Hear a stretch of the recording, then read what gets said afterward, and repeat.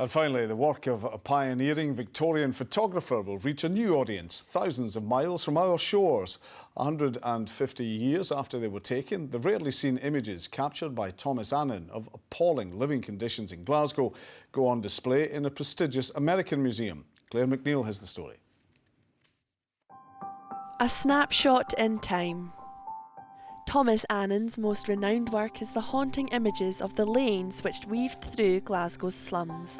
It's one of the first times photography was actually used for documentary evidence, because it does show how poor the conditions were. The sanitation was appalling, overcrowding was appalling, just dreadful conditions. His Old Closes and Streets series, taken in the late 1860s, earned him the reputation as the forerunner of the social documentary style of photography. He really was one of the early photographic pioneers, and some of the work he did was pioneering in its outlook going into these closes. There were other people taking nice portraits, but he was actually going into places that other people didn't want to go.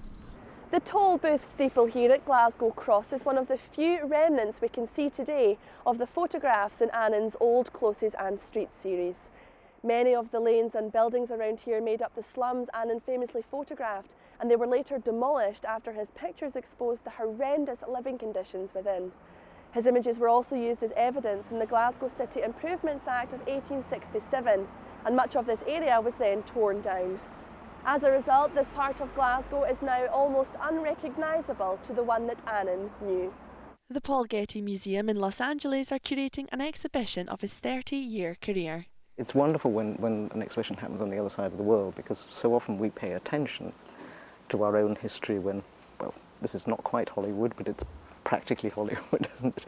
Pays attention to it, then suddenly we can see it again. It's perspective.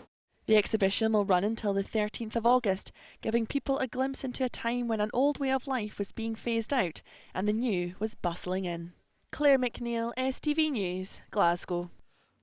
The late news